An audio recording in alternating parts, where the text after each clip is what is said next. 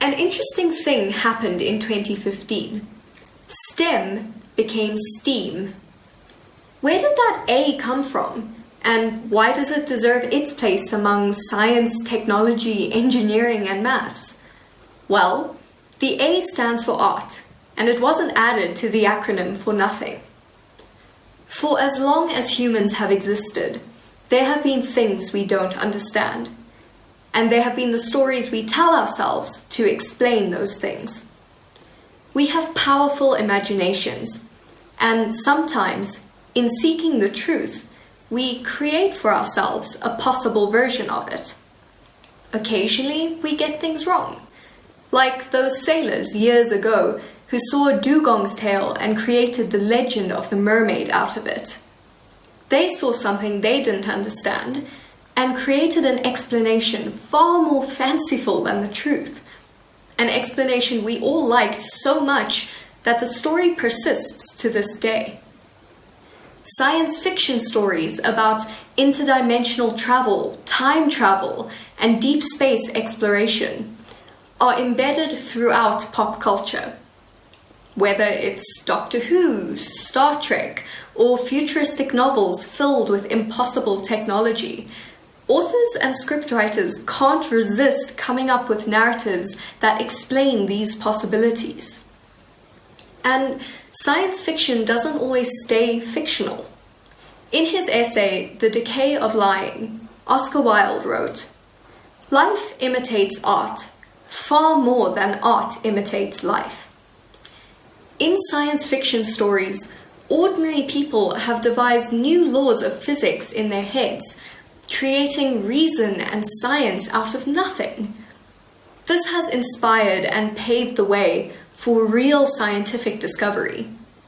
Simon Lake, known as the father of the modern submarine, invented ballast tanks, divers' compartments, and the periscope, all because a book by Jules Verne, 20,000 Leagues Under the Sea, showed Lake the possibility of undersea exploration. Igor Sikorsky invented the helicopter after being inspired by the book Clipper of the Clouds, also written by Jules Verne. In fact, Sikorsky often quoted Verne, saying, "Anything that one man can imagine, another man can make real." H.G. Wells's stories also contributed to scientific innovation. Robert Goddard built the first liquid-fueled rocket, which launched successfully in 1926. This was due to his fascination with spaceflight, which developed after he read H.G. Wells's War of the Worlds. Goddard said that Wells's conception of interplanetary flight gripped his imagination tremendously. We can also thank Wells for the invention of the atomic bomb. This is an extraordinary story. Wells's book, The World Set Free, was published in 1914. It was set in the future and described the emergence of artificial atomic energy in 1933, followed by a devastating world war and the eventual creation of a peaceful global government.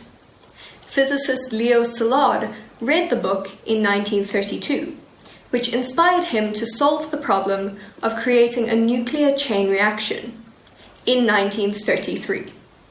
He later campaigned for arms control and the peaceful international use of nuclear power after World War II. I mentioned Star Trek earlier for a reason. Martin Cooper, the Director of Research and Development at Motorola, was inspired by the Star Trek communicators for his design of the mobile phone, only a few years after the original Star Trek series began. Cooper said, "That was not fantasy to us. That was an objective." Science fiction is not only an incredible source of inspiration and fascination for researchers, it also provides a perspective on the effects of these inventions on society. More and more, technology companies look to employ people who use science fiction to explore the potential impact of new technology. This is called science fiction prototyping. According to Philip Jordan at the University of Hawaii, it is especially used when considering human-to-computer interaction. All this goes to show the power of the human mind. To our brains, there is nothing more wonderful or motivating than something we don't understand.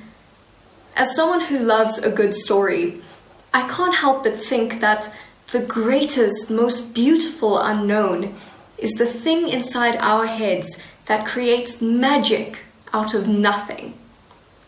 Incredible advances have been made, all because one person had an idea and thought it would make a good story. I'm willing to bet that for every inventor out there, there was a storyteller years before them that had the same idea. And that is why art belongs with STEM. Because daydreaming is not just a pastime. Daydreaming breeds discovery.